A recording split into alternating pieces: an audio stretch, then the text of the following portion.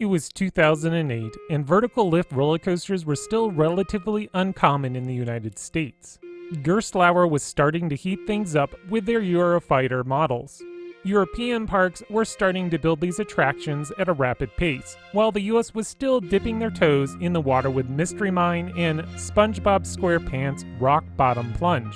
Well, along comes Intamin Amusement Rides. Spotting the potential with their smaller, compact, inversion-filled coasters, they decide to construct Fahrenheit, their first and only vertical lift roller coaster.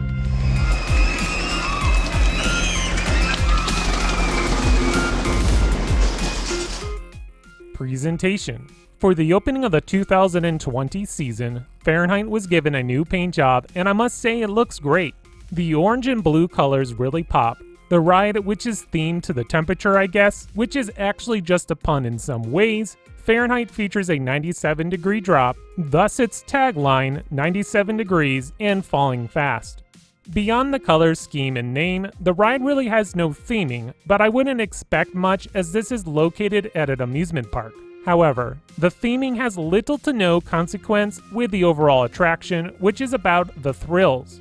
One aspect that I do find to be a negative is the ride capacity. Fahrenheit operates with a total of 3 12-person trains. According to RCDB, the ride has a hypothetical capacity of 850 riders an hour, which I think is really optimistic. Even on slower days, this ride will usually have one of the longer lines in the park. Presentation gets a score of 8. Ride intensity. I've mentioned this in the past, but vertical lifts terrify me.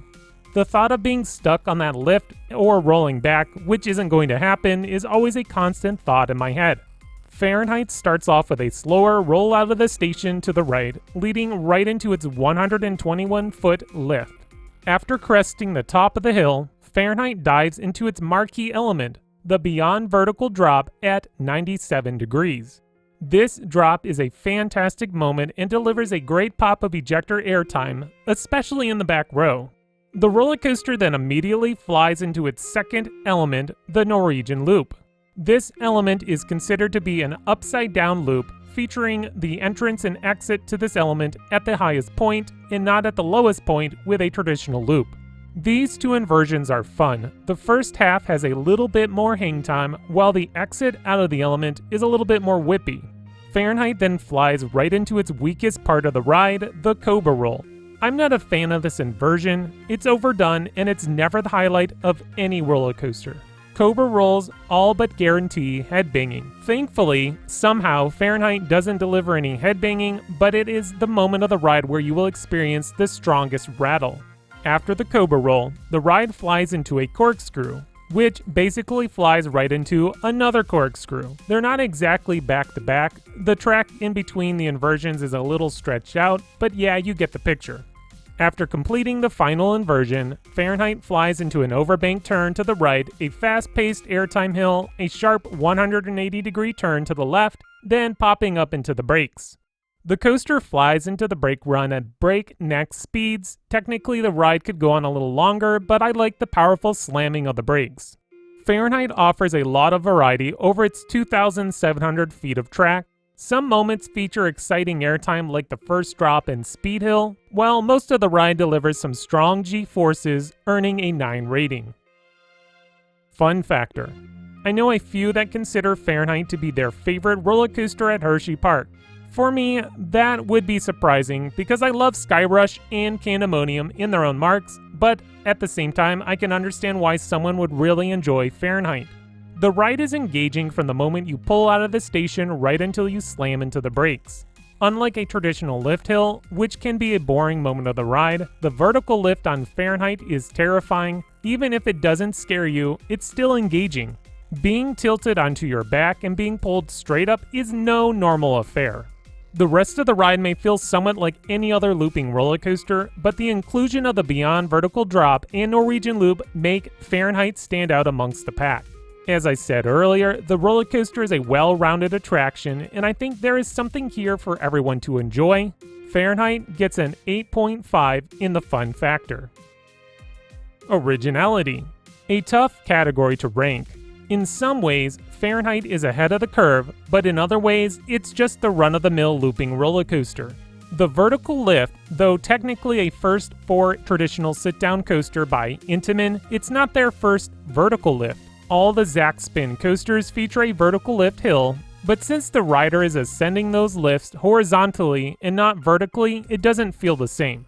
Fahrenheit is also a copy of a Eurofighter, but featuring different inversions. Nonetheless, it functions very similar.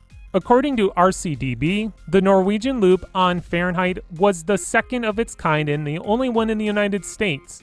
The Beyond vertical drop was the steepest in the world, but that didn't last long, as only a few weeks later after opening, Steel Hog at Indiana Beach crushed any previous record holders.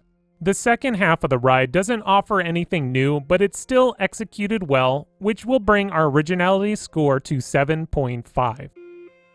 Ride Smoothness. When I first rode Fahrenheit in 2010, I noticed back then that it had a slight rattle. It's mostly prevalent during the Cobra Roll and parts of the Norwegian Loop, but after completing those two elements, the rest of the ride seems pretty smooth.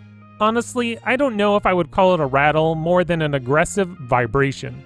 I have been known to get an occasional headache after riding this roller coaster, but that was before the restraints were swapped out with the soft vest restraints. Ride Smoothness gets a score of 8.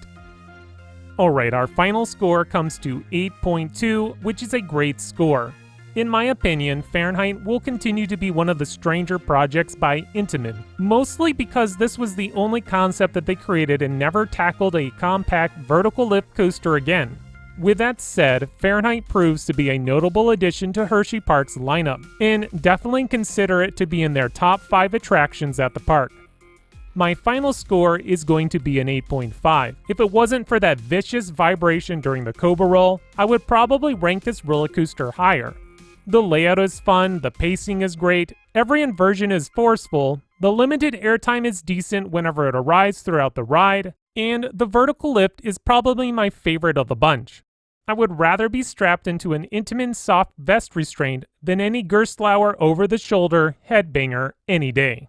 Alright, that concludes my Fahrenheit review. Let me know what you think of this unique looping coaster by Intamin in the comments below. If you enjoyed this review, please click on that like button and subscribe. That way you won't miss out on more great content coming your way by XscreamThrills.